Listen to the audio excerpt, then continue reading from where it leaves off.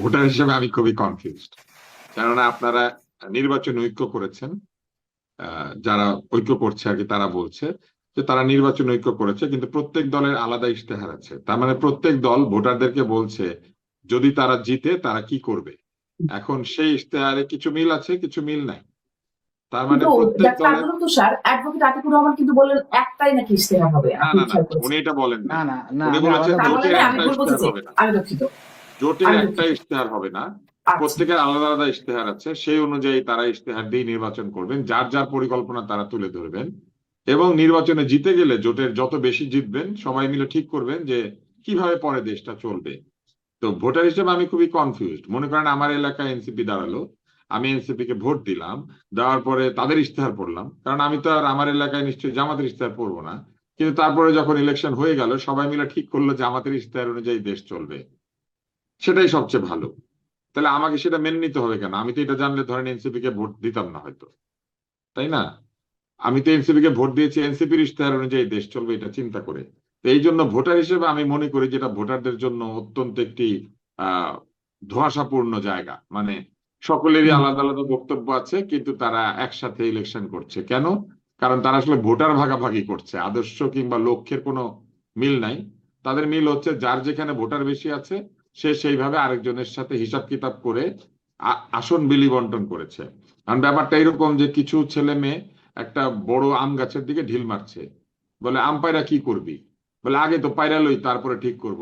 বলে আচার খাবি নাকি আমসত্ত্ব খাবি? বলে আগে তো পায়রা লই তারপরে ঠিক করব।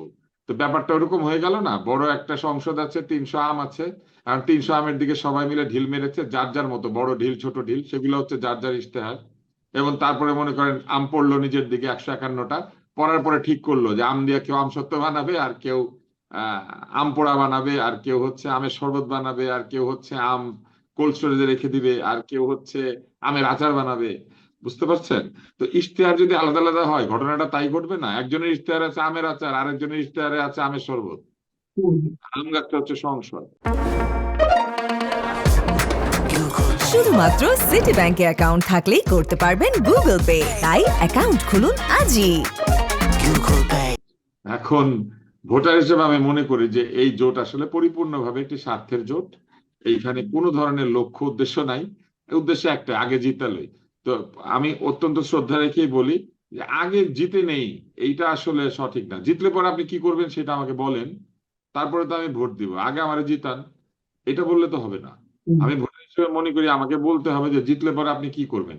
জিতলে পরে কি এনসিপি থেকে মন্ত্রী হবে? মন্ত্রী যদি হয় তাহলে কয়টা মন্ত্রী হবে? কিংবা তরুণরা আসলে কোন ধরনের শর্তের ভিত্তিতে এই জোটে যোগ দিয়েছে? এই জোটে আমি হ্যাঁ, আপনাকে বলি, ওলি তুষার, আহমেদ ধরেন সাহেব। আগেও যখন জোট হয়েছে, আমি তো একটু ছোট্ট প্রশ্ন করি যে আগেও যখন জোট হয়েছে আগে কি বলে দেওয়া হয় যে কয়টা মন্ত্রী হবে? এরকম তো আগে ডিক্লেয়ার হয় না।